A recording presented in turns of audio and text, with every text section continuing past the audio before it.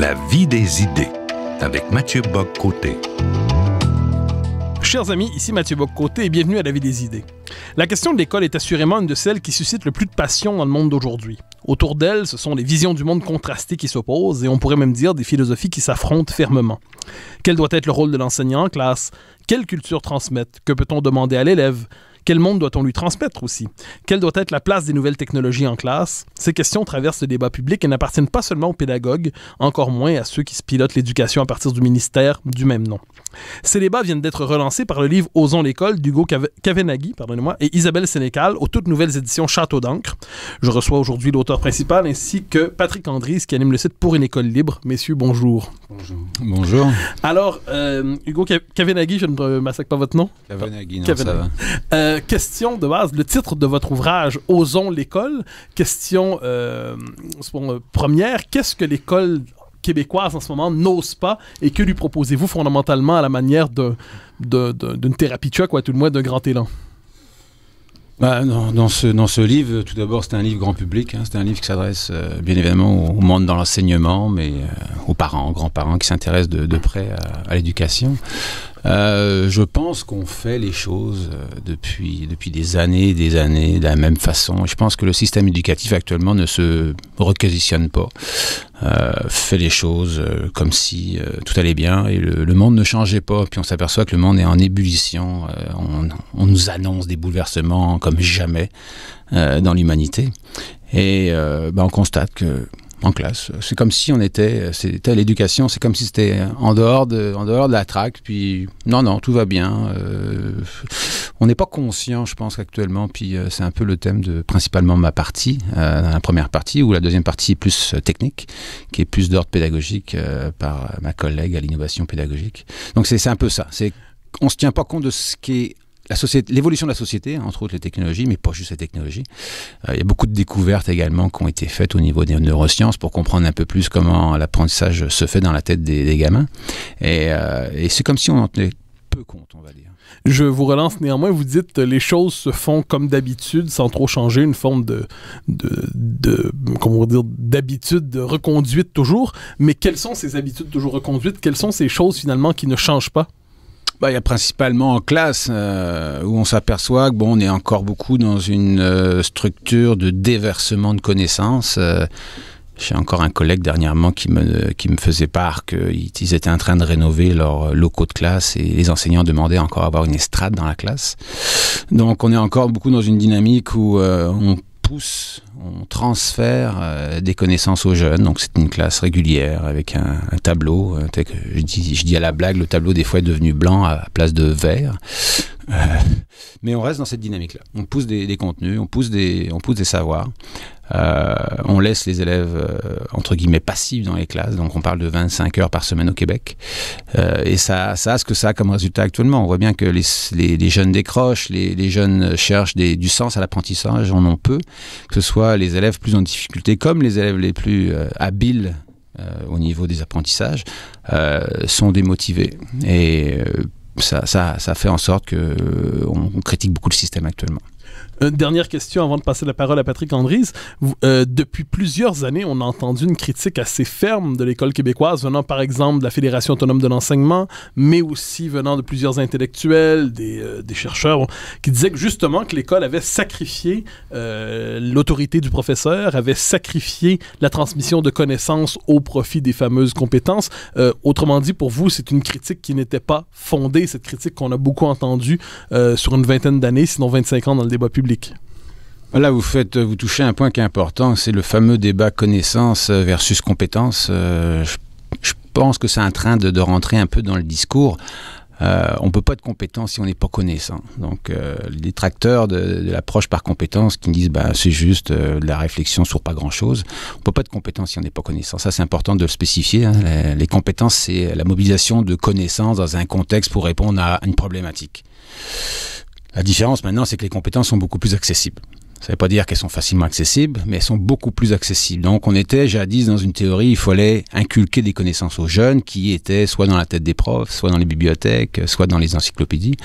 Et on s'aperçoit que ces connaissances sont disponibles. Mais c'est pas une connaissance pour une connaissance. Si c'est une connaissance pour une connaissance, elle n'est pas stabilisée.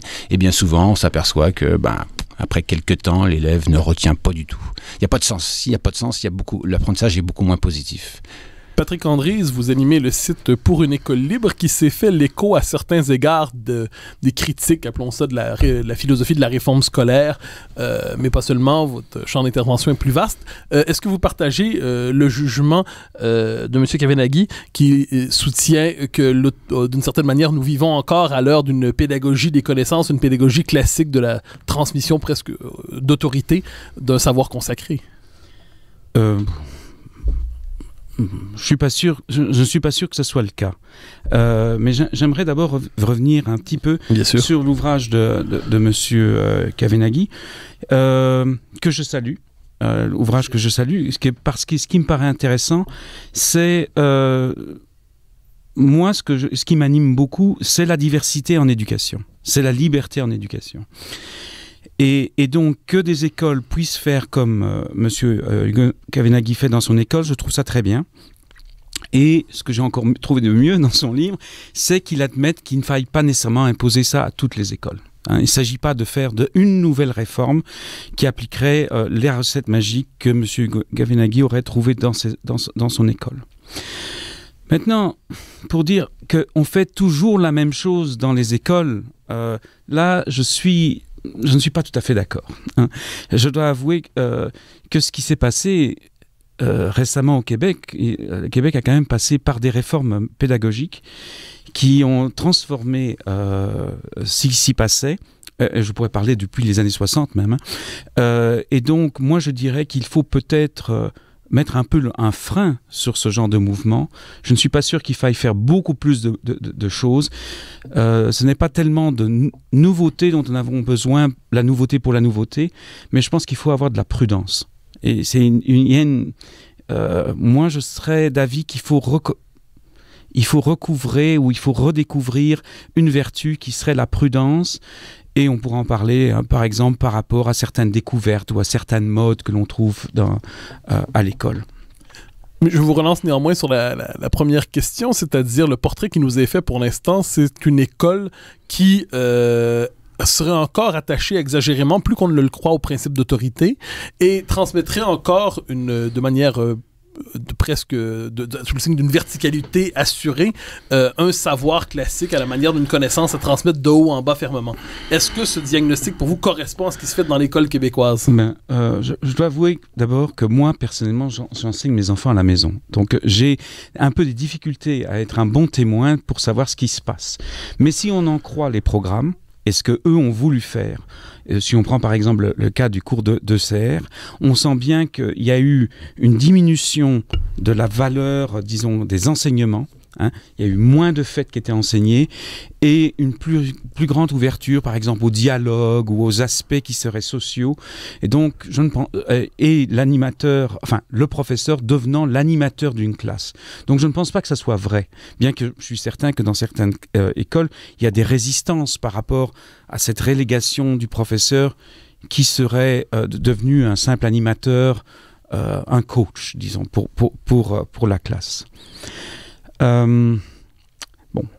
Donc à mon avis, il y a eu une diminution du rôle du professeur déjà dans l'école québécoise comme quelqu'un qui vient, qui a une place privilégiée et qui enseigne et qui donne sens d'ailleurs, parce que on peut en revenir avec cette distinction de nouveau du compétences et connaissances. À mon avis, les deux sont liés, vous aviez raison là, et profondément liés. On ne peut pas penser comme un mathématicien sans connaître des faits mathématiques. Ça n'a pas de sens.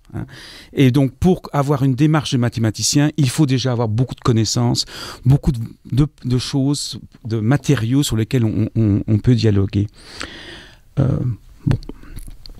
Je relance néanmoins la question parce qu'elle me semble fondamentale.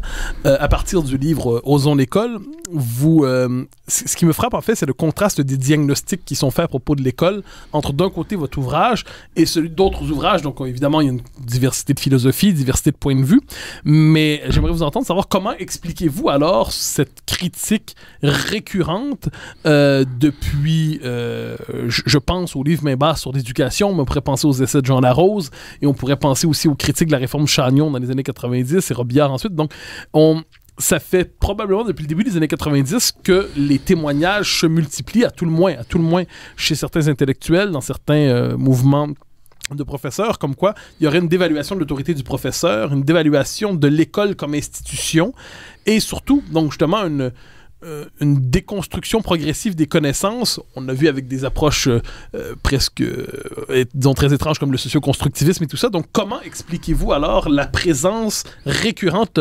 l'audience, la popularité, entre guillemets, de cette critique dans les débats sociaux, si elle est si en décalage avec l'analyse que vous faites de l'école? Je suis content des commentaires de mon collègue. Effectivement, on s'aperçoit que pour certains programmes, il y a eu un allègement, on va dire, au niveau des choses qui doivent être enseignées. Et ça, il faut en faire attention. Les jeunes ont besoin de problématiques complexes. On sous-estime souvent ce que les jeunes sont capables d'apprendre. Et il ne faut pas, et ça peut être une tendance québécoise, alléger les contenus parce qu'on pense qu'ils ne seront pas de niveau pour les obtenir. Ça, c'est la première chose, puis je suis tout à fait d'accord avec ça. Je pense qu'une des problématiques en éducation, et puis ça c'est mondial, enseigner et évaluer des compétences est excessivement difficile, est excessivement rigoureux. Selon les matières, bien évidemment, c'est très facile de faire une évaluation de connaissances. On le sait. Ça se fait bien, ça se corrige bien. La problématique, c'est qu'on s'aperçoit que si vous demandez à un élève de repasser l'examen qu'il a passé il y a 4 mois uniquement sur des connaissances, si elles sont décontextualisées, il n'y a pas de stabilisation, ça ne donne pas grand-chose. Donc, on a une problématique de comment développer des compétences. Des compétences, ce sont des savoirs agir. Donc, en classe, ça veut dire que la classe va être un petit peu moins calme, vous le mentionniez, au niveau de l'autorité. Il faut mettre les jeunes en action. Il faut donner un certain temps aux jeunes pour développer cette connaissance, c'est pas automatique.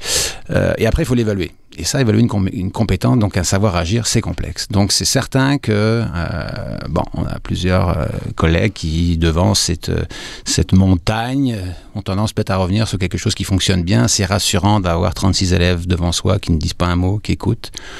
Ils écoutent, les profs enseignent, les élèves apprennent. Moi, j'entends des fois, ils me disent « moi, j'ai bien enseigné, mais ça ne m'intéresse pas. Je veux savoir, est-ce que les élèves ont bien appris et qu'est-ce qu'ils ont appris ?» C'est ça l'essentiel. Donc, c'est sûr que devant ce constat-là, sachant qu'il y a également très peu de développement professionnel, de formation au niveau des enseignants, malheureusement au Québec, si on fait l'équation, peu de formation, une approche qui est plus rigoureuse, qui est plus difficile, avec les sacro-saints bulletins encore notés, où on se dit, oups, il va falloir que je justifie éventuellement ma note, alors qu'une appréciation, une évaluation de compétences, c'est difficile de mettre un pourcentage précis. Donc, tout ça pour dire qu'au final, on peut avoir tendance à rester dans nos vieilles habitudes.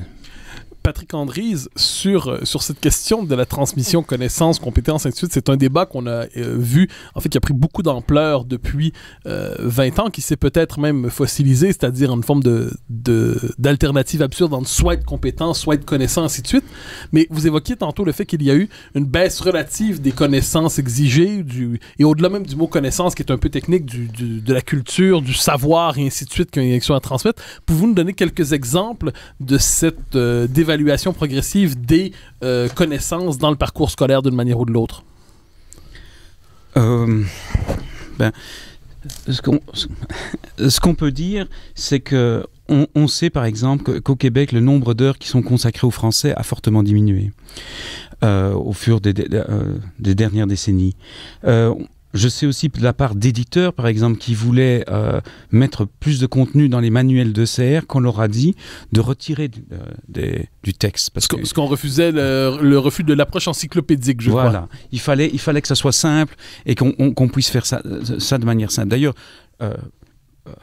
les pairs, disons, du cours ECR ont dit clairement qu'ils ne voulaient pas que ça soit encyclopédique. Et le plus comique encore, c'est que nous plaignons, moi, je me suis plaint du cours ECR, je l'ai bien étudié, et que des gens comme Georges Leroux, qui sont les pairs de ce cours, disent que c'est celui qui contient le plus de faits. Or, c'est un cours qui, en ce qui me concerne, est assez pauvre. Mais je pense que ce qu'il y a, c'est que en général, j'ai l'impression que les Québécoises enseignent peu de culture générale. Elle s'est d'ailleurs un peu glorifiée de ses résultats aux tests internationaux, dont on pourrait parler d'ailleurs, pour se dire, regardez, tout va bien. Hein, les élèves québécois sont excellents en maths, enfin ceux que l'on teste, parce qu'ils ont un grand taux d'absentéisme dans les tests, mais enfin bon, les élèves québécois sont excellents en maths, sont excellents en sciences, regardez leur compréhension, la lecture de texte est merveilleuse, tout le monde doit être content. Hein, et les syndicats d'applaudir et de dire c'est merveilleux. Alors que, évidemment, ces tests ont un énorme angle mort, c'est la culture. Hein. Qu'est-ce qui teste la culture générale? Qu'est-ce qui teste par exemple, l'école doit quand même passer une culture générale en ce qui me concerne, et là on pourra en parler vis-à-vis de l'inconnu du futur. Hein. On parle tellement de l'inconnu du futur. Moi je trouve que les humanités classiques sont une très bonne présentation, une très bonne préparation pour ce qui pourrait se passer. Mais moi, je ne tiens pas à l'imposer à tout le monde, mais je trouve qu'il faudrait qu'il y ait nettement plus de liberté pour qu'il y ait des écoles qui puissent être bien plus poussées quand vient le temps d'enseigner le français ou le latin, si ça les intéresse, ou des auteurs d'autres cultures, faire plus de théâtre, etc. Enfin, donc, mais je pense qu'il faudrait insister beaucoup plus sur les connaissances, pour ceux bien sûr qui sont prédisposés dans ce sens-là, parce que je ne veux pas en même temps oublier un secteur qui je trouve important, c'est l'aspect professionnel et technique, hein, parce que souvent dans ces discussions-là on oublie totalement, et je pense qu'il ne faut pas avoir un mépris pour le professionnel et le technique qui peut aider des gens à s'accomplir et à avoir un rôle important dans la société.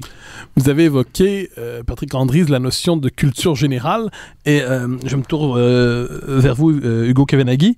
La question de la culture générale, elle est effectivement centrale. C'est-à-dire, je crois que lorsqu'on entend les critiques nombreuses à propos de l'école, il y a cette idée que, pour reprendre la formule d'Hannah Arendt, l'école n'introduit plus un monde commun. À la rigueur, elle peut effectivement se donner ici et là telle connaissance, mais introduire au monde commun ce que permettait la culture générale par les humanités, par la langue naturellement, par l'histoire, par la géographie, cette idée que l'école, autrement dit, doit introduire un monde qui précède l'enfant et qui lui survivra, un monde devant lequel il doit se plier avant de prétendre le transmettre, un monde auquel il doit se soumettre avant de prétendre le réformer. Est-ce que cette idée d'une culture générale qui doit néanmoins s'imposer aux élèves à la manière d'un bagage de civilisation, d'un patrimoine de civilisation à transmettre, est-ce que ça vous semble pour vous une approche déphasée de la pédagogie, de la mission de l'école, ou est-ce qu'elle peut être réinventée ou reformulée dans les termes qui sont les vôtres? Elle n'est pas du tout déphasée, et je pense qu'on est tout à fait d'accord avec ça. Et on sent un retour des humanités, on sent un retour de la culture générale. On a quelqu'un actuellement qui travaille beaucoup à vulgariser ce qu'on appelle l'intelligence artificielle, où on nous annonce une révolution, un tsunami. Et cette personne-là, donc on parle de Laurent Alexandre, mentionne justement qu'il va falloir équiper les jeunes davantage de culture, les ouvrir davantage sur tout ce qui est les problèmes philosophiques, les programmes éthiques, parce qu'on a de plus en plus de mal à essayer de former des jeunes vers quelque chose, on le mentionnait tout à l'heure, M. Andriès, c'est l'inconnu. Donc il faut les transformer, il faut les préparer d'une manière beaucoup plus polyvalente. Là on parle beaucoup de programmes, on parle beaucoup de contenu de programme, et là on pourra en parler effectivement bien longtemps. Je pense que ça prend de la rigueur, il faut que les jeunes et c'est vrai que les Nord-Américains sont réputés pour avoir une moins grande connaissance générale et culture que les Européens. Les programmes en Europe sont beaucoup plus étoffés, sont beaucoup plus complets. Et je suis d'accord également qu'au niveau des tests PISA, ça vient évaluer qu'une partie d'une petite chose. Il ne faut pas s'arrêter en disant, ben oui, on est dans les meilleurs, ou une test PISA, tout va bien. Ce dont on parle dans le livre, c'est surtout au niveau des stratégies d'enseignement. Donc ça, stratégie d'enseignement, on ne parle pas de contenu. Là, on pourrait, si on dit on veut davantage de culture générale, et je pense qu'il n'y a pas grand monde qui vont être contre la vertu, ce dont on parle, en tout cas on espère, ce dont on parle, c'est... Aujourd'hui peut-être, mais à une époque, c'était vu comme des faits fascistes par... La culture générale est bourgeoise.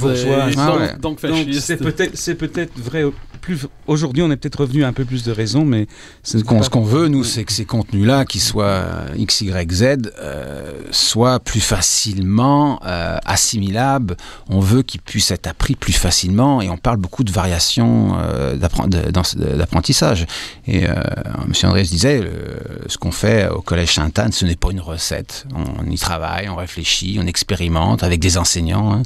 On a mis en place un comité pédagogique sur lequel on se dit, bon, qu'est-ce qu'on doit apprendre aux jeunes, sachant qu'effectivement, il y a un monde qui est en bouleversement. On a des programmes, effectivement, dans lesquels on peut sortir également si on le pense nécessaire, une fois qu'on a développé les objectifs de base. Mais nous, ce qu'on veut, c'est essayer d'améliorer l'apprentissage, faire en sorte que les jeunes ne soient plus assis de manière statique en classe, intégrer la technologie comme un outil, et pas une finalité en tant que telle, c'est un outil comme un autre, c'est un outil puissant. Je pense que la culture générale, elle est essentielle dans un monde justement où on dit, même au niveau du développement de la créativité, on dit qu'il faut augmenter. Faut avoir la plus grande culture pour pouvoir faire des associations pour avoir de nouvelles idées. Donc on est dans la même philosophie à ce niveau-là. Dans la deuxième partie de l'émission, on reviendra beaucoup sur la question de la technologie, justement, de sa place dans l'école d'une manière ou de l'autre. J'aimerais revenir un instant, cela dit, sur la question de la conception que vous faites du travail du professeur à certains égards. C'est-à-dire, si on fouille dans la culture populaire, notamment dans le cinéma, je pense à ça, il y a différentes représentations du prof idéal, disons ça comme ça. Donc, il y a la Société des poètes disparus, il y a The Browning Version, il y a, j'oublie le troisième qui est... l'opus de Monsieur Holland. Donc, la figure du professeur idéal, disons ça comme ça, il y en a différentes qui sont présentes. C'est toujours celui qui sait faire naître chez l'élève d'une manière ou de l'autre une passion, non seulement pour ce qui est vu en classe, mais pour la culture, qui permet à l'élève finalement de trouver un chemin singulier vers l'universel et tout ça. Le professeur, pour cela dit, ça implique qu'il ait une forme d'autorité naturelle, une forme d'autorité qui se dégage on pourrait dire, de sa simple fonction d'enseignant, une autorité naturelle en classe, une autorité qui vient souvent de sa culture, de son savoir et ainsi de suite. Quand on pense à la figure du professeur aujourd'hui ou de l'enseignant dans le système scolaire québécois, quelles sont les principales failles, quels sont les principaux défauts, d'une certaine manière, de la formation des enseignants qui pourraient les amener à devenir de véritables professeurs en classe? Autrement dit, en quoi la formation des enseignants est-elle déficiente aujourd'hui? Ouf, il y a beaucoup de choses dans ce que vous avez dit. De véritables enseignants, on pourrait en parler longtemps. Vous parlez beaucoup d'autorité. Ah ben oui, bien sûr. Pour moi, c'est un concept qui va de soi en éducation, mais je devine que ce n'est pas ça me fait penser. Je ferai un parallèle avec ce qu'on appelle le leadership. Il y a des gens qui peuvent penser avoir du leadership, puis asseoir des visions seuls. J'aime pas le terme autorité. J'aime pas le terme autorité. Je pense qu'il faut donner du sens à l'apprentissage. S'il y a du sens à l'apprentissage, si les problèmes, ce qu'on offre aux élèves en classe ont du sens, il n'y aura pas besoin de faire de gestion de classe. Il n'y aura pas besoin d'autorité en tant que telle. Autorité ne veut pas dire autoritaire. Oui, on s'entend. Mais bon, c'est le terme qui accroche. On s'entend. On parle du grand public. Là, je voudrais pas que les gens pensent qu'on est encore comme ça au Québec, ou bien c'est une tendance à avoir le prof devant qui va déverser ce qu'il sait, puis où on est plus... okay. Donc on pourrait parler longtemps du rôle de l'enseignement. Le rôle de l'enseignant est en train de changer énormément. On s'aperçoit, comme je l'ai mentionné, qu'une multitude de connaissances sont disponibles. Le rôle de l'enseignant, on le voit plus, en tout cas chez nous, comme quelqu'un qui va encadrer, quelqu'un qui va planifier énormément son cours. L'objectif maintenant, c'est planifier son cours, préparer les problématiques, préparer les projets complexes qu'on va remettre aux élèves. Donc une fois que les connaissances de base vont être acquises, on va les mettre dans une dynamique de développement de compétences. Donc le rôle de l'enseignant, c'est aider les élèves en action dans la classe à développer ces compétences pour faire en sorte que ces connaissances soient acquises, qu'ils ne soient pas laissées pour compte, qu'ils soient oubliés rapidement. Donc le rôle change, passeur culturel, encadreur, coach. On parle beaucoup de pédagogie inversée, là on rentre dans la technique, mais essayer que l'élève s'approprie, entre guillemets, lui seul, un certain nombre de théories pour ensuite, quand il arrive en classe, puisse les appliquer. Parce qu'une théorie pour une théorie, ça donne pas grand-chose, ça reste de la connaissance. Donc le rôle est fondamental, le rôle est en train de changer. Je pense que les maisons d'enseignement ne sont pas encore rendues suffisamment. Nous, on le voit, on reçoit des jeunes enseignants qui nous disent « Ouf, par rapport à votre vision de l'enseignement, on n'a pas vu vraiment cela dans nos cours de didactique, c'est bien dommage. » C'est la raison pour laquelle, chez nous, on offre énormément de formations. On a une politique de développement professionnel. Et c'est le nerf de la guerre. Expliquer aux gens pourquoi changer. Nos enseignants ne changeront pas s'ils ne comprennent pas pourquoi. Une fois qu'ils ont compris, on l'espère, les aider à transformer leur approche de jour en jour dans leur classe. Je vous relance néanmoins sur cette question qui me semble assez importante, c'est-à-dire, on a un système de formation des enseignants en ce moment au Québec. Plusieurs se désolent de ce système, d'ailleurs, à tout le moins s'inquiètent de la manière dont ils forment les enseignants. De quelle manière faudrait-il le réformer, selon vous, pour que les gens soient davantage conformes à votre approche pédagogique, tout en supposant par ailleurs qu'on puisse, vous dites certains de vos enseignants ne la comprennent pas, on peut supposer aussi qu'ils la comprennent et sont en désaccord. Mais cela dit, donc comment vous êtes, pendant un instant, vous avez la possibilité de réformer le système d'éducation. Que fait-on pour avoir des professeurs qui cadrent davantage avec votre approche pédagogique? Déjà, je pense qu'il faut s'arrêter sur deux choses importantes. On le mentionne dans Osons l'école, voir la place des technologies. Voir la place des technologies à l'école, qu'est-ce qu'elles nous apportent, comment l'utiliser. Et puis là, on parle pas juste d'acquisition de connaissances. Là, on parle de choses que les technologies nous permettent. On peut faire maintenant des textes en collaboration à distance, faire de l'écriture collaborative que le papier ne pouvait pas faire. Ensuite, il faut s'asseoir et regarder aussi ce que la science nous enseigne. On sait que les émotions positives nous permettent d'améliorer l'apprentissage. Donc, est-ce qu'on doit être dans un système encore rigide? On sait aussi que l'apprentissage par le jeu, c'est prouvé maintenant, permettre l'acquisition de connaissances et de compétences de manière beaucoup plus facile. Donc, regardez les technologies, regardez ce que nous dit la science, et je pense que ce que nous, sur lequel on travaille fort, c'est la variation des stratégies. C'est pas une recette, c'est pas deux recettes, c'est en fonction des élèves, en fonction des problématiques des élèves, il faut varier les apprentissages. Le cours magistral, il est encore excellent. À un moment donné, quand il y a une théorie qui est complexe, quand il y a un contenu qui est complexe, si on a besoin d'arrêter la classe pour expliquer de manière magistrale quelque chose, c'est la différenciation des méthodes, c'est les stratégies d'enseignement qui doivent être différentes et c'est ça qui est important. Il faut l'adapter en fonction de la matière, du cours, des élèves, de bien des choses. Patrick Andriese, le professeur comme coach, le professeur comme... ce mot-là m'a frappé, mais il y en avait d'autres dans cet esprit, la pédagogie comme un jeu. Est-ce que cette conception de l'école vous semble aujourd'hui dans le système scolaire déjà présente ou s'agirait-il effectivement d'une transgression d'une pédagogie très classique encore dominante? En tout cas, d'après les programmes tels qu'ils avaient été établis, après la réforme scolaire, je ne dis pas qu'ils ont été appliqués, c'était l'idée qui était vue. Hein. Je me rappelle toujours de cette caricature. Dans un des manuels de CR, on montrait l'école en 1960, où tout le monde annonnait, et c'était un monde terne, et aujourd'hui, tout le monde était merveilleux, le prof déambulait au milieu du laboratoire, et tout le monde faisait des expériences chimiques, tous des petits Einstein en puissance. Bon, moi, je pense que, comme j'ai dit, moi, je suis assez sceptique. Je vais appliquer une des vertus que vous essayez d'inculquer, apparemment, qui est l'esprit critique. Hein. Moi, je suis d'accord que l'école, que les professeurs ou que l'école doit se faire dans un climat serein, dans un climat positif. Mais cela ne veut pas dire nécessairement s'amuser dans un sens par le jeu en tant que tel. C'est une des modalités, disons, hein, mais ça ne doit pas nécessairement se faire de cette façon-là. De même pour les professeurs, qu'est-ce qu'on observe? Il y a eu des études qui ont été faites à ce sujet par une méta-étude qui a été faite par un cogniticien, disons, cogniticien de l'éducation, qui s'appelle Willingham, Daniel Willingham, et qui dit qu'il y a deux choses qui sont déterminantes pour qu'un professeur ait un impact, ou en tout cas soit respecté par ses élèves, ou bien noté par ses élèves. C'est qu'il faut que le prof semble être une personne aimable. Une personne qu'on dit, ça c'est un gars bien, c'est un type bien. Ça ne veut pas nécessairement dire qu'on l'aime vraiment, mais il a l'air de... Et la deuxième chose qui me semble très importante, c'est que la classe doit être organisée. La leçon doit être organisée. L'enfant veut qu'on lui donne du sens, il veut que ça soit cohérent. Alors ça peut être des fois contradictoire avec certains aspects. C'est un peu difficile pour moi de critiquer Hugo, si je peux l'appeler ainsi. C'est que il faut, comme il met beaucoup de conditions, il dit il faut voir d'après le cours, etc. Et ce qui est vrai, hein, il est difficile d'en juger. Mais pour moi, il est important que le prof ait encore une autorité. Il est important qu'il apporte cette cohérence, qu'il apporte un sens à ce qu'il est en train de voir. Alors, nous allons passer à la pause dans quelques instants et nous revenons pour poursuivre cette discussion sur le rôle de l'école aujourd'hui avec Hugo Kavenaghi et Patrick Andriese.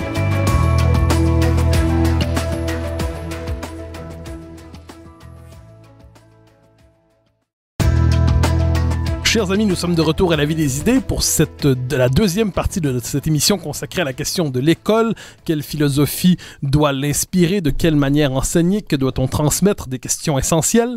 Alors, une question très présente dans la première partie que j'ai tout fait pour repousser dans la deuxième parce que je voulais lui consacrer un bon bloc, c'est évidemment la question de la place des nouvelles technologies dans l'enseignement, dans la pédagogie, auquel vous voulez donner, Hugo Kavenaghi, une grande importance, d'une certaine manière, comme si la pédagogie ne pouvait plus faire l'économie de ces nouvelles technologies dans les méthodes d'apprentissage. Alors, je fais c'est pas vraiment un coming out, mais pas loin, étant un technosceptique radical concernant l'école, doutant des vertus de toute technologie, dépassant d'une manière ou de l'autre la craie et le tableau approprié. Alors, je vous pose la question, de quelle manière est-il nécessaire aujourd'hui? Pourquoi? Je vous pose la question très vastement et ensuite on ira plus concrètement, mais pourquoi est-il nécessaire d'intégrer ces nouvelles technologies dans l'enseignement alors que plusieurs auraient tendance à vous dire qu'elles sont tellement présentes déjà partout dans la vie qu'il faudrait peut-être utiliser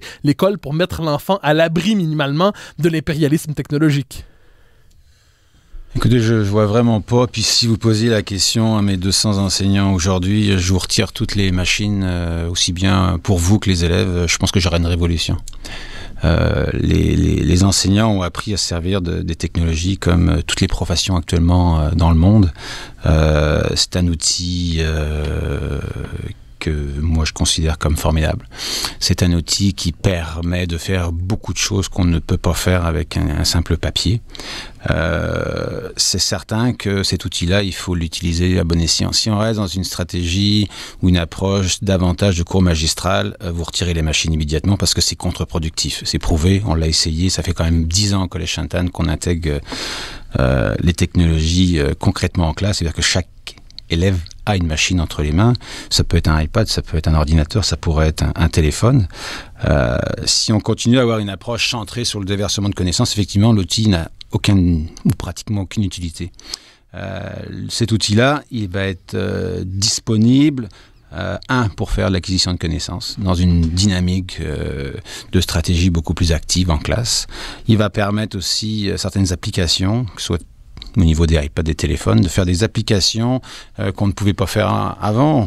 Les enseignants ont tous chez nous des plateformes pédagogiques sur lesquelles ils vont déverser du contenu, des vidéos, de l'enrichissement au besoin. Ils vont s'en servir entre autres pour faire de la pédagogie active où l'élève va pouvoir écouter une notion théorique et la réécouter, ou bien lire un podcast s'il est plus auditif que visuel, pour ensuite venir en classe pour appliquer ses connaissances, pour en développer des compétences. Donc passer à côté de la technologie actuellement, en tout cas, au Collège Sainte-Anne, je vous garantis que j'ai une révolution demain matin si j'enlevais les machines aux enseignants. Patrick Andrize, est-ce que, selon vous, les nouvelles technologies doivent avoir une place aussi centrale dans l'enseignement d'aujourd'hui et de demain? Il faut d'abord, je suis informaticien. Hein, mais je suis un informaticien prudent. Je ne suis pas sûr, par exemple, que dans le cas de l'apprentissage du français, ça soit primordial.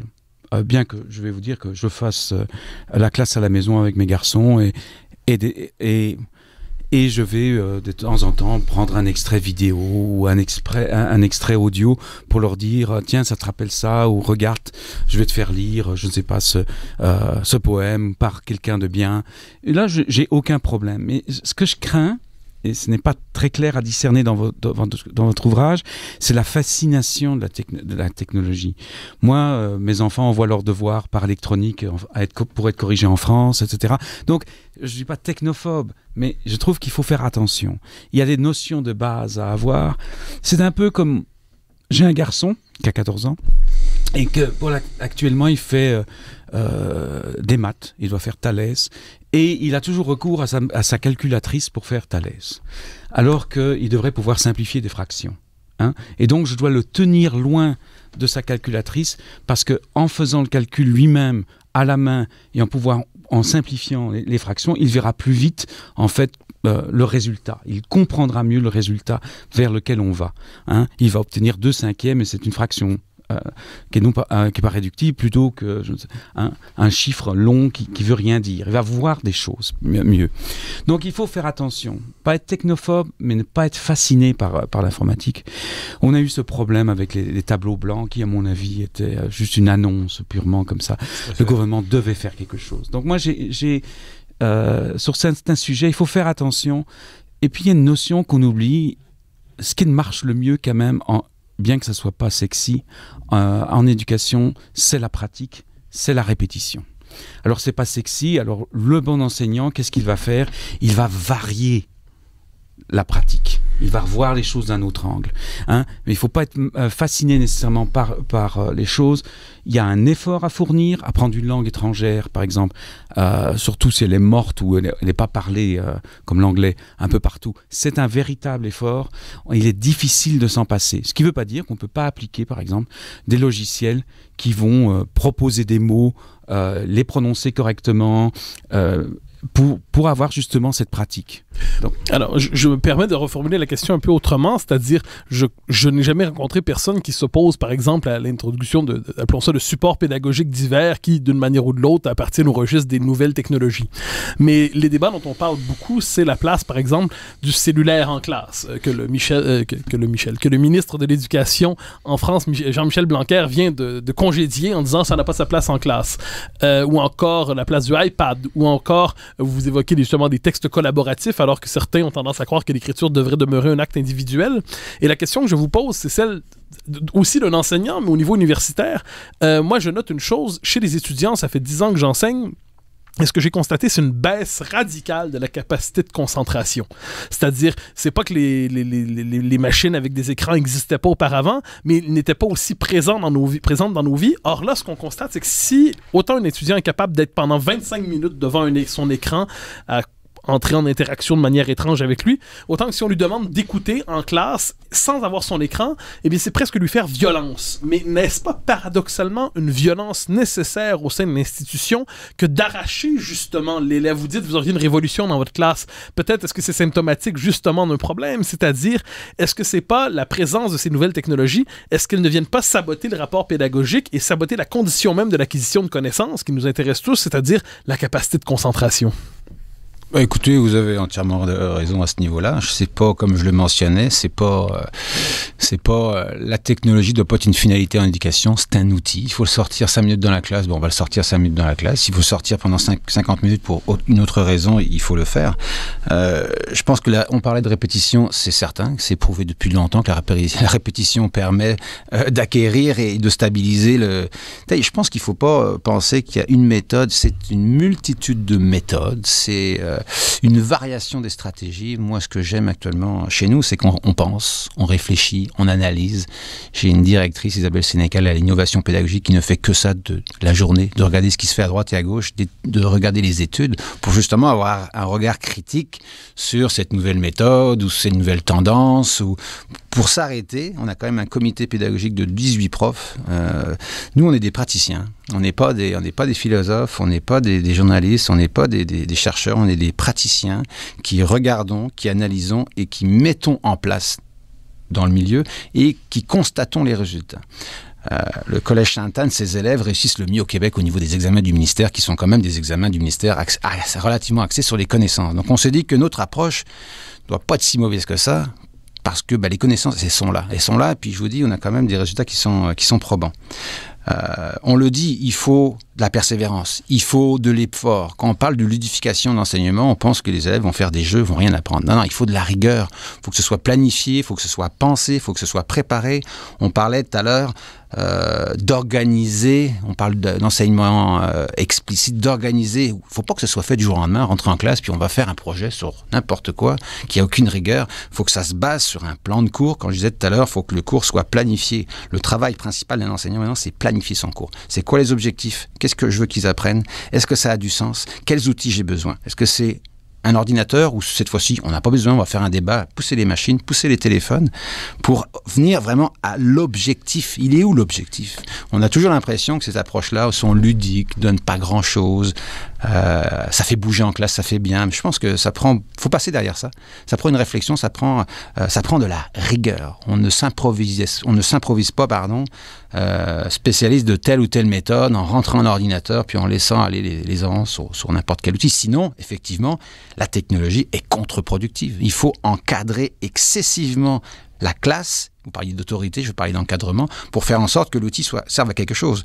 Parce que s'il n'y a pas de sens, si l'élève n'est pas intéressé, vous mettez un ordinateur devant l'élève, mais après 2 minutes, il est sur son compte Facebook, il fait autre chose. C'est garanti. Je vous relance néanmoins sur cette question qu'on a évoquée tantôt, celle de la formation des enseignants. Alors, vous dites que les enseignants ne sont pas préparés en ce moment à faire bon usage des technologies en classe. Alors la critique, en général.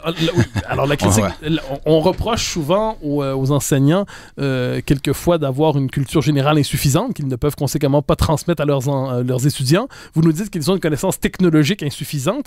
Quelquefois, on se demande même, espèce de fascination technologique. Certains disent que les enfants seront toujours en avance sur les professeurs en ce domaine, en ce registre. Néanmoins, imaginons que les professeurs puissent avoir une meilleure formation adaptée à la conception de l'école qui est la vôtre. De quelle manière peut-on réformer la formation des professeurs ou des enseignants pour qu'ils puissent justement intégrer la technologie dans leur classe? Je parle de la formation des enseignants qui est une question centrale dans la question de l'éducation. Au fil des ans, par exemple, on a placé de manière obligatoire les sciences pédagogiques d'une manière ou d'autre. On a déclassé la place des connaissances dans la formation pour donner plus de place à la gestion de classe et compagnie. Vous avez la possibilité de réformer la formation des enseignants. Que faites-vous pour intégrer la place des technologies? Il n'y a pas juste les technologies, il y a les technologies entre autres, mais un enseignant, je parle du primaire ou du secondaire, c'est un spécialiste de l'apprentissage. C'est un didacticien, c'est pas forcément un spécialiste de sa matière, c'est important, on s'entend. Et les recherches neuroscientifiques nous aident quand même à savoir quelles sont les bonnes stratégies. Ça, c'est relativement nouveau, on va dire. Et on continue à ne pas insister ou mettre le pied un peu plus fort sur l'accélérateur pour dire au prof, ce qu'il a appris il y a 20 ans, là, ok, c'est important, mais maintenant, il y a des découvertes qui ont lieu, qui nous éclairent comment un élève apprend. Beaucoup plus qu'avant. Et ça, il faut en tenir compte. Donc, il faut en tenir compte dans la formation. C'est important. Il faut tenir compte de quel apport les technologies peuvent avoir à l'apprentissage. Si c'est pour faire un traitement de texte sur Word, là, on s'entend, c'est pas mal, mais il peut le faire sur une feuille. Il n'y a pas grande révolution technologique là-dedans. Donc, quelle est la place de la technologie? Quels sont les outils? À quoi ils servent? Il faut asseoir les profs, il faut réfléchir et il faut leur offrir toute la gamme d'outils qui sont disponibles, que ce soit au niveau des différentes stratégies d'enseignement qui répondent à des besoins particuliers ou les avantages de la technologie. Je pense que c'est important au moins qu'ils s'arrêtent, qu'on se donne une formation continue dans les établissements. On se dit que les enseignants sont des professionnels. Si on regarde en moyenne combien d'heures un enseignant passe à se former dans une année, ça fait pitié. Sauf si c'est un lecteur assidu, alors on peut voir là une forme de formation continue. Écoutez, on n'est pas obligé de se former par des formations encadrées. Écoutez, chez nous, il y a dizaines d'années, il n'existait pas de formation. On va sur Internet, on va sur YouTube. Il y a un paquet de choses qu'on peut faire de manière individuelle pour s'auto-former. Mettre en application, c'est autre chose. Mais pour aller chercher cette information-là, la technologie nous permet ce que ne nous permettait pas le papier, ou beaucoup plus difficilement, disons. Mais là, c'est très facile d'aller écouter un paquet de TED, de regarder les recherches, se baser sur des synthèses. Je pense qu'il y a une partie de responsabilité qui revient aux enseignants. On ne peut pas dire je vais attendre qu'il y ait une formation qui se donne. Hey, fouille, tu es capable de fouiller un peu. Je me permets néanmoins, je voulais passer la parole à Patrick Landry, mais vous esquivez un peu la question, c'est-à-dire, je parle de la formation des enseignants au ministère. Vous dites chacun a sa responsabilité. À l'université? Oui, bien sûr. Je suis d'accord avec chacun a son rôle à jouer. Il faut lire des livres, davantage à mon avis que de regarder des vidéos YouTube. Les deux. Non, lire des livres d'abord, je crois. À tout le moins, nous avons des accords de fond ici. Avant ou après, les deux. mais au ministère, on forme des enseignants pendant 4 ans. La place de à l'université, pas au ministère. Oui, excusez-moi, à l'université, pardonnez-moi. Okay. Le ministère commande néanmoins les programmes. Comment réformeriez-vous dans un sens qui serait favorable à vos idées, disons? Je vous dis, il faut mettre l'accent davantage sur la didactique. Mais vous n'avez pas l'impression que c'est ce qu'on fait sans arrêt depuis 20 ans? Nous, ce qu'on voit, écoutez, moi je suis dans le milieu, je suis carrément dans le milieu, je les vois, les nouveaux enseignants, on embauche énormément, on est une grosse école, on a près de 3000 étudiants, des embauches on en fait continuellement et on s'aperçoit que quand on pose des questions un peu plus techniques, au niveau comment telle notion devrait s'enseigner, les jeunes ne sont pas là. Les jeunes ne sont pas là. Patrick Andriese, est-ce que la formation des enseignants aujourd'hui est insuffisamment centrée sur la spécialisation en transmission des apprentissages? Est-ce qu'autrement dit, est-ce que la réforme qui nous est proposée ici n'est pas déjà au cœur du système scolaire? Oui, moi je pense que c'est le cas. Peut-être qu'ils enseignent mal, peut-être qu'ils n'ont pas exactement les mêmes points de vue sur certaines méthodes, disons, plus récentes. Mais moi personnellement, je vais un peu mettre les pieds dans le plat, je trouve qu'il faut sans doute se débarrasser du système de formation actuel des enseignants. Personnellement, je trouve que vous n'osez pas assez. Vous n'osez simplement pas assez. Donc, je trouve que en fait, on peut oser plus en revenant à certaines choses. Je pense que les professeurs doivent être, surtout au secondaire, doivent d'abord connaître leur matière. La meilleure manière de faire partager, et surtout, si vous avez des classes renversées, c'est que le professeur puisse répondre à des questions qui n'étaient pas prévues, qu'il ait une telle connaissance du domaine qu'il puisse voir où l'élève fait erreur et le ramener sur le bon chemin. Ça, vous ne pouvez pas faire avec quelqu'un qui a passé la majorité de sa formation à apprendre la didactique et puis un peu à se spécialiser en chimie ou en maths. Il faut d'abord quelqu'un qui soit très bon en maths, disons, si on prend ce cas-là, et à qui on ajoute une formation courte, je dirais, mais renouvelée. Je suis d'accord, en pédagogie. Mais moi, je changerais complètement ce genre de choses. Je trouve qu'il faut plus de gens qui sont forts dans leur domaine, et ensuite leur enseigner comment, dans une tradition d'ailleurs. Par exemple, dans votre école, c'est d'une certaine manière, mais dans une autre école, ça pourrait être différemment, une tradition pédagogique particulière. Donc, moi, je trouve que j'ai utilisé des tutrices pour mes enfants et je peux vous dire que c'était pas terrible. Elles avaient le diplôme. Hugo Kavanaghi, vous avez oublié répondre, je crois. Je voulais savoir comment, concrètement, et puis je pense qu'il y a personne qui sera contre la vertu, un enseignant qui connaît excessivement sa matière et un enseignant qui est excessivement fort en didactique va faire le meilleur enseignant. Mais comment vous faites concrètement pour qui vous n'êtes pas donc spécialiste dans toutes les matières pour enseigner à vos enfants? Je trouve ça intéressant de... Mais d'abord, il y a des cours. D'abord, il y a des cours qui sont prévus, qui sont bien faits. Les cours du CNED en France sont bien faits. Le précisé de le CNED, c'est le Centre national d'éducation à distance. D'accord. Et donc, on voit qu'ils ont une logique interne. C'est bien fait. Des fois, je suis pas d'accord. Des fois, je trouve que le niveau est trop haut, etc. Juste en latin, par exemple. On dirait qu'ils veulent impressionner les gens. Il y a eu un mouvement latin, par exemple, où il fallait revenir à des textes véritables. Alors, dès que l'enfant a 13 ans, on lui fait lire du Cicéron, ça n'a aucun sens pour moi. Mais bon, en général, ces cours sont bien faits. Par la suite, j'ai quand même une assez bonne culture générale. Je peux les aider. Je ne dis pas que je suis le meilleur des profs, mais mes enfants s'en sortent bien. Oh, j'imagine. Non, c'était le volet de connaître parfaitement sa matière pour enseigner. Puis je dis comment vous pouvez faire pour enseigner le français, les maths, l'histoire, la géo. Ça doit être complexe quand même. Et en plus, bon, alors, t'es un super prof alors. Alors, il nous reste moins de 10 minutes. Il nous reste environ 7 minutes. J'aimerais vous ramener sur la question, appelons ça, au-delà des solutions proposées les uns les autres. Techniquement, ce qu'on peut souhaiter pour l'école québécoise des prochaines années. Je m'explique. Il y a eu au début des années 90 un vrai virage qui est conforme un peu à tout. Vous me direz qu'il a été mal appliqué, mais qui est conforme au programme qu'on trouve probablement en partie dans Osons l'école. Insuffisamment appliqué, je le comprends. Il n'en demeure pas moins qu'il y a au Québec, depuis quelques années déjà, un véritable débat sur, appelons ça, les fondements même de l'institution pédagogique, le fondement même de l'école. Qu'est-ce qu'on peut attendre d'elle? Qu'est-ce qu'on peut espérer de l'école d'une manière ou de l'autre? La question que j'aimerais vous poser, c'est est-ce qu'on est en droit de demander à l'école de faire plus que transmettre par ailleurs culture, savoir, quelle que soit la méthode d'apprentissage privilégiée ensuite? Parce que j'ai quelquefois l'impression qu'on demande à l'école de lutter contre les inégalités, de lutter contre les injustices, de prendre le rôle des parents, de prendre... Donc on élargit la mission de l'école, ce qui fait qu'à terme, l'école est surchargée. C'est comme si elle avait une vocation pour sauver l'ensemble de la société, comme si c'était une forme... l'école est école, service militaire, parents, et ainsi de suite. Est-ce qu'on ne doit pas recentrer, quelle que soit ensuite la méthode utilisée, l'école sur une fonction plus traditionnelle, ou est-ce qu'il est légitime qu'elle prenne l'ensemble de ces nouvelles fonctions qu'on lui transmette, que ce soit de la lutte aux différentes phobies, à la transmission de la connaissance, à la lutte contre les injustices sociales, alléluia, et ainsi de suite? Entièrement d'accord avec vous. Je pense que la réforme, il y a une vingtaine d'années qui a été mise en place, a voulu éviter ce que moi j'appelle l'école fourre-tout. Où là, dès qu'il y a une problématique de société, il y en a quelques-unes intéressantes en ce moment, là, on devrait donner des cours d'éducation sexuelle. Et là, il y a une problématique de harcèlement. Attention, il faut que l'école... À un moment donné, on se retrouve avec une école fourre-tout.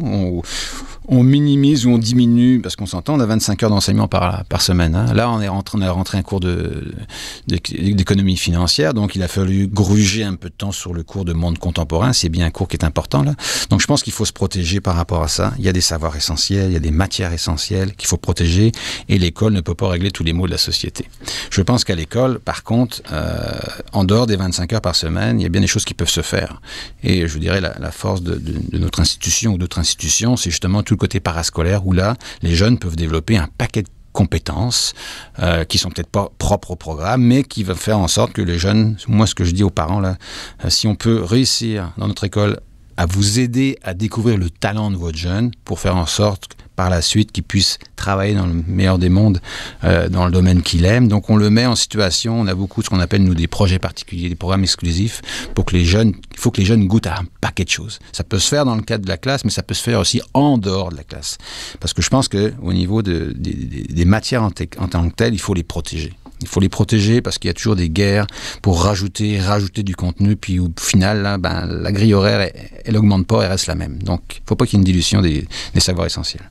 Patrick Andriese, devant cette question, le rôle de l'école, la multiplication des rôles assignés à l'école, est-ce que l'école doit assumer ces nouvelles responsabilités qu'on veut lui confier, ou doit-elle se défendre justement contre son instrumentalisation peut-être par différents mouvements sociaux, politiques, idéologiques qui veulent transformer en élargir exagérément peut-être sa mission. Mais moi je vois toujours les choses d'une manière un peu différente.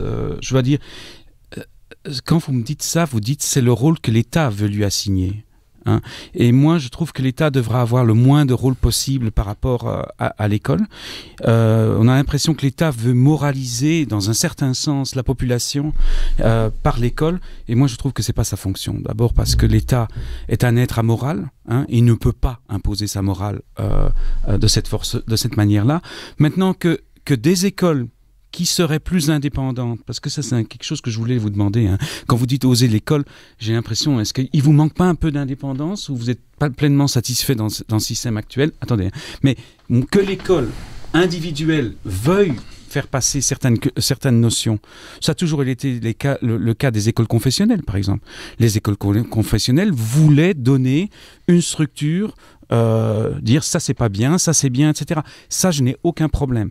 Mais ça doit venir du fait que les parents sont pleinement conscients de ce qui se passe à l'école, pleinement conscients, il faut avoir une publicité de ce qui s'y fait, et qu'il y ait un choix. Parce que ce qui est le plus important pour moi, hein, la vraie démocratie au niveau de l'école, c'est d'avoir du choix. C'est pas de faire un autre congrès dans lequel on décidera de ce que sera l'école québécoise. Hein. C'est souvent détourné, hein, comme le ministre Garon l'a déjà mentionné. Ce n'est pas ça. Il faut avoir un choix d'écoles distinctes qui peuvent être nettement plus libres et elles peuvent clairement dire « moi j'aurai une tradition humaniste de ce type-là, moi je serai catholique, moi je serai juif », enfin peu importe. Je vous pose la question, alors, est-ce qu'il manque d'autonomie à votre école? Pardonnez-moi, plus largement, est-ce que l'autonomie des écoles est la solution peut-être pour permettre aux gens d'oser l'école telle que vous le souhaitez ou selon d'autres perspectives? Je pense que c'est l'enjeu, c'est l'enjeu majeur et puis je suis tout à fait d'accord avec monsieur Andriese à ce niveau-là. Oui, au Collège Sainte-Anne, on a une plus grande autonomie que nos collègues du secteur privé, malheureusement. Tout le monde se réclame d'une autonomie, que ce soit les enseignants, les directions au secteur public. Ça prend des équipes stables. Quand vous savez que vous pouvez faire monter un projet intéressant dans une école, mais l'année d'après, les enseignants qui sont sur ce projet-là se font bumper par d'autres, c'est pas normal. Ça prend de l'autonomie, c'est le levier principal actuellement si on veut que l'école se développe et s'améliore. Autrement dit, la réponse finalement, c'est, pour reprendre des termes auxquels Patrick Andry sera sensible probablement, c'est de contester le monopole de l'État sur l'école, contester le monopole scolaire, si je comprends bien. Oui, tout à fait. Il faut séparer l'État de l'école. Alors, il nous reste à peine une minute. Dernière question toute simple. Vous avez, sur une question qui m'est chère, vous avez dit on peut avoir dans la formation permanente, il y a différentes manières de se former, le vidéo YouTube, autres choses, les livres. Est-ce que vous ne reconnaissez pas en dernière instance un privilège à la culture du livre dans la formation, ou pour vous, est-ce que c'est finalement un élément parmi d'autres? Regardez, pour moi, c'est un élément parmi d'autres. Il est important, je pense qu'il faut le garder. Maintenant, c'est pas l'un ou l'autre, c'est les deux. Et je pense que c'est un amalgame des deux qui va répondre à la problématique. Patrick Andries? Oui, juste une petite chose. Vous mentionnez, par exemple, ou Madame Sénécal mentionne la Finlande comme un modèle. Vous savez que la Finlande, en fait, diminue dans les classements, et qu'une des causes, apparemment, serait le fait qu'il y a une forte diminution depuis 15 ans, depuis une dizaine d'années, du nombre d'élèves qui lisent des livres au moins 30 minutes par semaine.